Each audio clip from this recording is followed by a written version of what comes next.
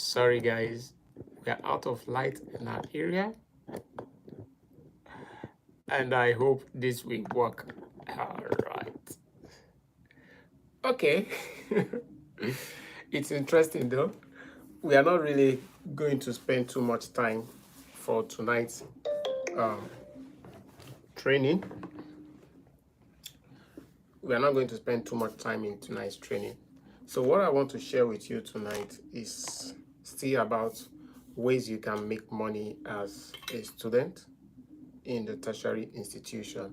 So yesterday I think we talked about side hustles, online side hustles, which you can do as a student in the tertiary institution. But today we want to take a step further and look into something quite different. It's not everybody that really have this flair for online stuff. It's not everybody that have this passion to do online business.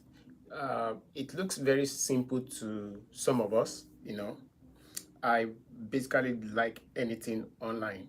Like, just give me internet and things to do online. I can be there for 24 hours. That's just my kind of person. Okay. Some people are not like that. And in as much as we try to educate people on what they can possibly do online, we also need to give consideration to our colleagues, our friends that don't share that same passion with us. They have interest in doing physical things, practical things they can touch with their hands, and we can give them clues or tips to things they can possibly do as well in the tertiary institution. Now, before I go further, it's important to stress here that your purpose of going to school is to go and learn. That is what everybody knows, right? Just go there and learn and get good grades. But we have some set of individuals who are struggling to make ends meet. And it will be very painful if these kind of people drop out of school just because of financial challenges. I do tell some of my friends or people or university students that I mentor that for the fact that you are in school does not mean you have to be poor. For the fact that you are in school, all right, thank you. Oh, great AK. Yeah. So for the fact that you are in school doesn't mean you have to be poor. Don't have that mentality that, okay, because I'm a student, I'm going to the university to learn and I have to be dead broke. You are only dead broke because you want to be dead broke. There are students that are making hundreds of thousands, millions, and at the same time they are having good academic grades. So you can't put yourself in a corner and say, okay, the trade-off for you to have academic grades, great academic score is just for you, you know, to avoid any other thing else. So that's for that.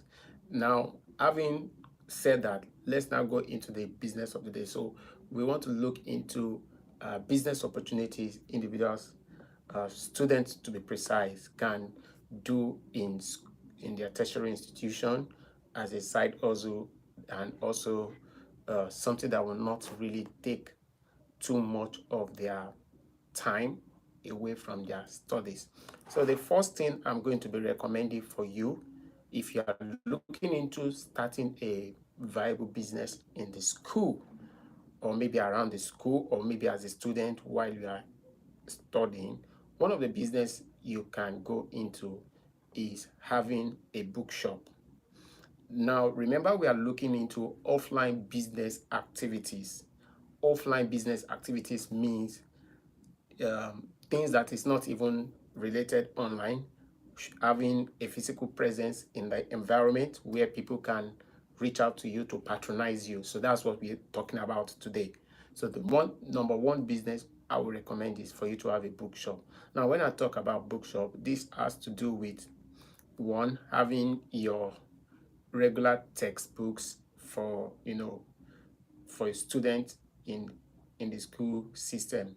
Now, come to think of it, students will always come to the school year in, year out, and these students will need writing materials, they will need stationaries, they will need big notes, they will need pen, everything you can think about that a student would need is what your bookshop business opportunity should center around. So you're talking about big note, 60 leaf.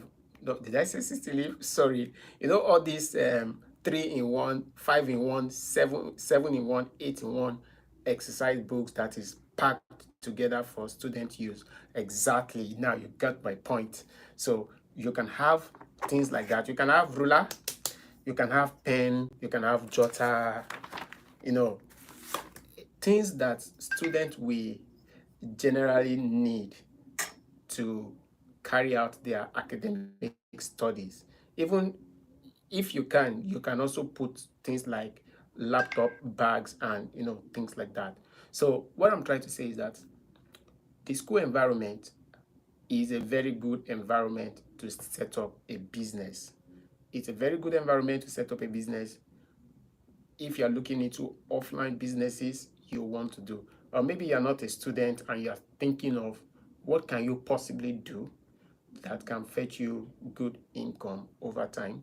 So you can also go into setting up a bookshop, a fantastic bookshop right there in the premises of the school or around the school environment. Provide students with Yeah, I'm doing fine. Thanks. Thanks for joining. So you provide students with writing materials, stationaries, and everything that has to make their learning comfortable. Then you can go a step further by partnering with some lecturers. Lecturers are embodiment of knowledge. They have they have spent years in the academic institution. Many of them have key points. They have handouts which they will want to market to students for easier learning. You can also partner with some of these lecturers. Tell them you can be their salesperson. You have an outlet where they can keep their books, the books they've authored. You can collect it from them, and they can decide to give you on credit because you are a student, right? You're not going to run away.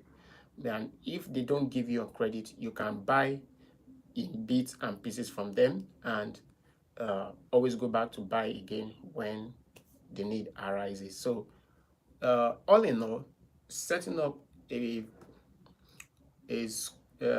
bookshop in the school environment is a good business, considering the fact that one, students will always come in every year into the school system, and they come in their huge population. So that gives you um, confidence to make sales repeatedly. So you don't have anything to worry about when it comes to if somebody will buy your product or not. Just stay in a visible spot that they can see you. So that is the number one business I'll talk about. Now, when you're looking at the capital outlay for this business, because it is an offline business, the capital outlay is going to be significantly high. You are going to be looking into a capital outlay of maybe like 100,000 should start something okay. Maybe if you just want to start off with stationaries, pen, pencil, ruler, jotter, erasers, um, big notes, things like that. But if you want to set it up in a more dignified form, you should be considering maybe between 250 to 400,000. We help you to put a good bookshop together. Then you can also uh, match that if possible with the second business I'm going to talk about. Now, the second business I'm going to talk about is um, business. We call it business center here in Nigeria. Business center, and business center is just like a location where people can do all their printing jobs.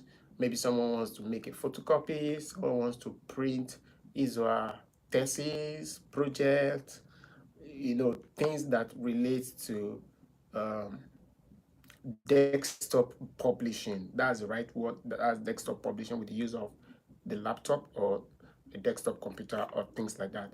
So you can do something like that too uh, in the school system.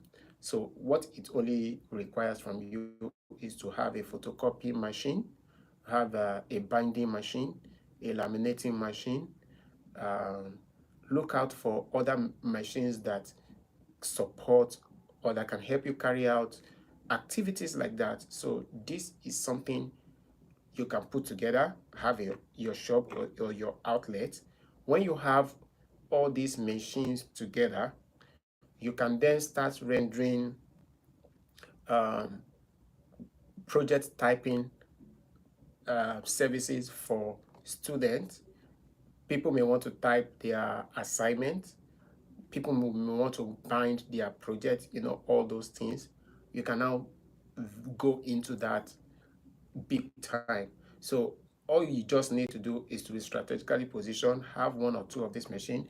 Very important, you have a laptop because you have to be typing, and you also need to have a printer. So let's say with just a laptop and a printer, with some furniture in the office, you are good to go for a start. Okay. Now, considering your startup capital, when you look at the cost of renting a shop, you're also going to get a laptop. If you don't have that already, then you're also going to get a three-in-one printer, that which can do both printing, photocopying, and scanning. Yeah, I didn't mention scanning earlier. So that is something you can also start up. See, if you have to go and get funds, maybe loan from your uncle, from your brothers or sisters abroad or anywhere to set up this business, just go and set it up.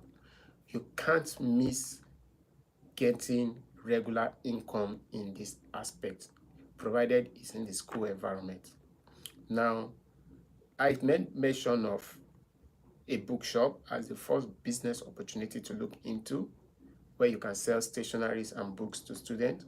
Now, you can also merge the bookshop as well as um, a desktop publishing service for students. This is something that will go well in the school environment. Very, very 100% is going to go well. Now, that is for that. Another business opportunity you can also venture into, offline business. If you are in the school environment, you're a student, you still want to look into other possibilities of what can you possibly do, physical things you can do in the school environment. One other thriving business opportunity is recharge card business and data. Students are high consumers of recharge cards and data. They want to talk to their loved ones. Students will want to call their parents from far and near. They will want to reach out to their classmates and things like that. So you can position yourself as a bulk data reseller. You can also sell airtime to students. So over time, when they get to know you, they can always come to get those stuff from you. One of the things you should also know about uh, data resell or airtime resell is that business requires influx of customer. You keep getting people back to back, either on call, on SMS, or coming to you physically to get things like that. So you need to be very, very strategic in your business operation. There is something I'm going to say now, which should also help our understanding as relating to business. When you're approaching business, it is not all the time you should always think of being the only one running your business. Okay, what is what are the factors of production? We have the land, we have the labor, we have the capital, then we have the entrepreneur. Okay, so once you get the land or your physical structure where you are going to be staying to render your services or sell your goods, you should also think about getting labor. Maybe someone that is within the school environment that is still looking for a job. You can just have someone, you can hire someone and put that person in the shop. Okay, so you should have the mindset that you are approaching this business as an entrepreneur. You're not coming there just to while away your time. You can be in the lecture room and someone can, be taking care of your business for you. And at the end of the month, based on your agreement, you pay that person a token of what you have gained as income. Okay, but please take note, if your business is not centered around you having stock or inventory, you may find it difficult to track sales.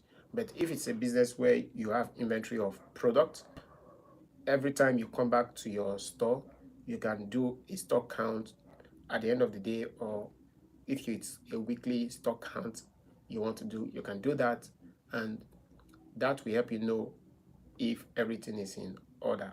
So that is the second business. So the first business we talk about is you starting a bookshop, a stationery outlet.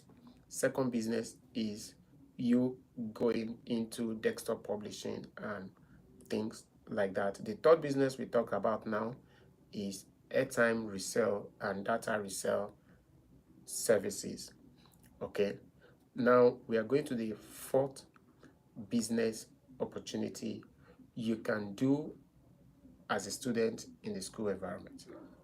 Now, the fourth business opportunity is you taking photography as a business.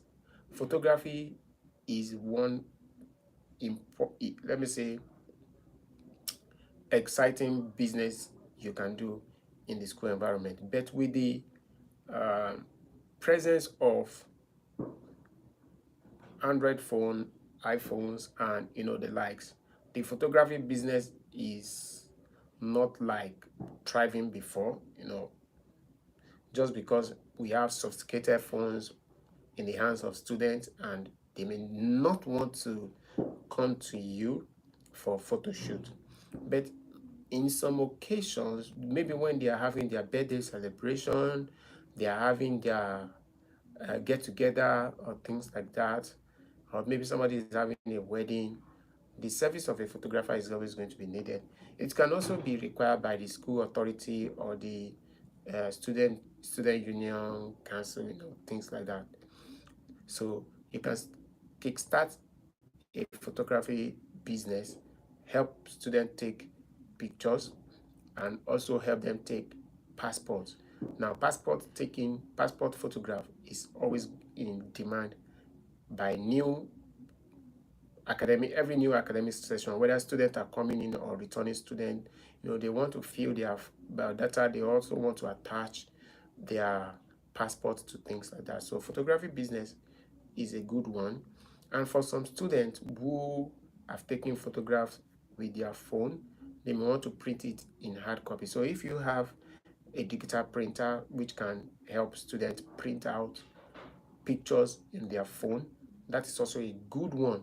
You are bound to, do fantastic in that area.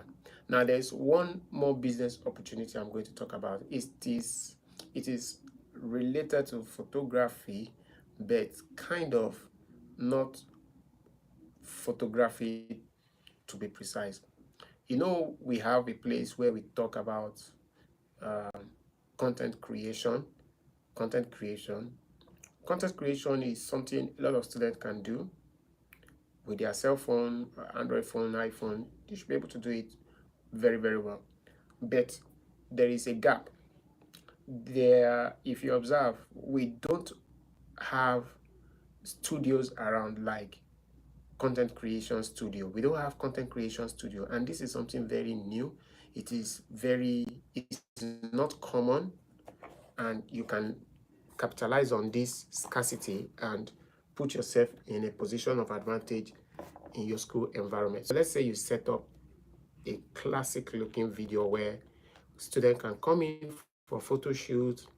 They can also have a cubicle to themselves to do their content creation, yeah, because the hostel or the school environment can be quite noisy. So if you have a studio where students can come in to record music, to come and share their creativity, a studio that also supports content creation, I can come to your studio and do like 1 hour on TikTok.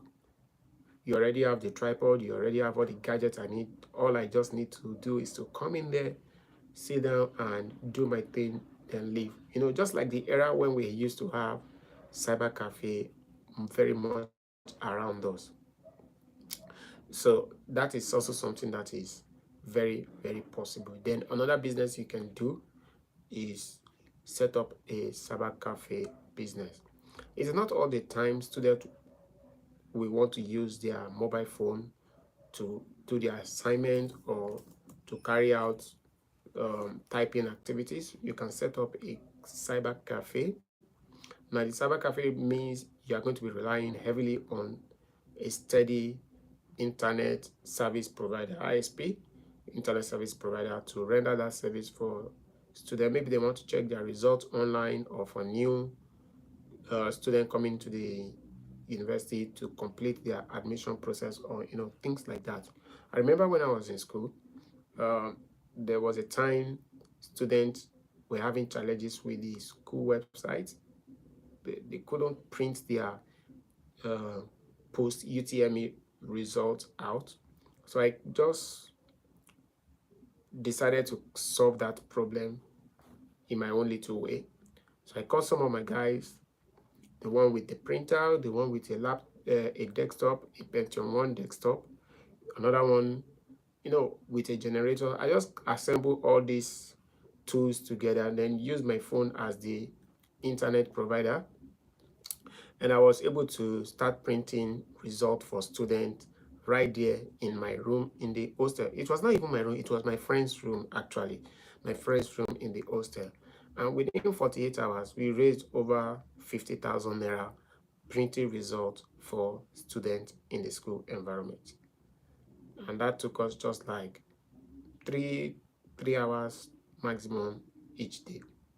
So that is also something that is possible. So if you're looking into the option of getting a side hustle in the school environment, something that is not going to be online, all these offline side hustles I've mentioned, there are things you can consider, and trust me, we are going to really make good money and you'll be fine. All right, so that is where I'll be stopping for tonight.